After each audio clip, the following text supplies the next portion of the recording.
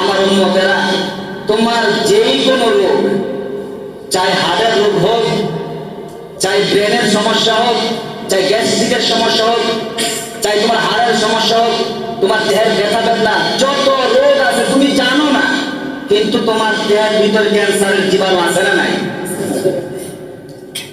নবীজি বলেন কেউ যদি এই দোয়া পড়ে 100% ইয়াকিন দিয়ে নবীজি বলেন তার ওই রোগ দেহে থাকবে না, ভালো হয়ে যাবে। এই যে এই তো বড় ফজিলতটা বললাম, সবাই কিন্তু সুবহানাল্লাহ বলতে রাজি না।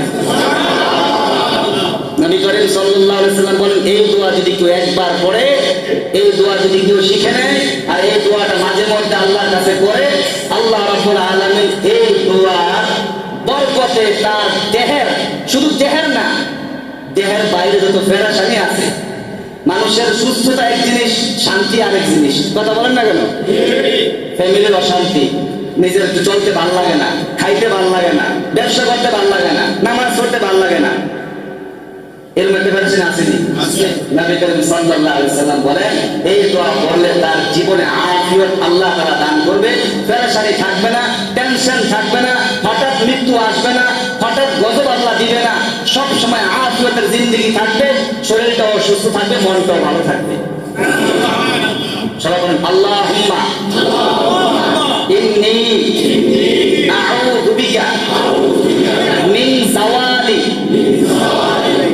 নি'মাতিকা ওয়া তাহাউলি আফিয়াতিকা ওয়া ফুজাআতি নিকমাতিকা ওয়া জামি'i সাখাতিকা।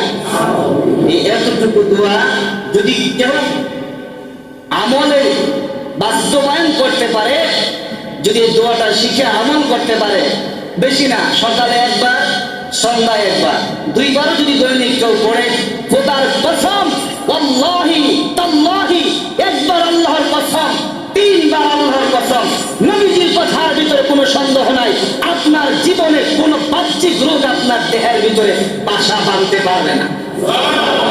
আরে সমস্যা, ওষুধ খাওয়া লাগবে না, ইয়াকিন নিয়ে পড়েন মিয়া, ইয়াকিন নাই আমাদের। সূরা ফাতিহার সমস্ত রোগের ওষুধ আপনি ওইভাবে পড়তে পারেন না, এই জন্য আপনার ওষুধ কাজ করে না।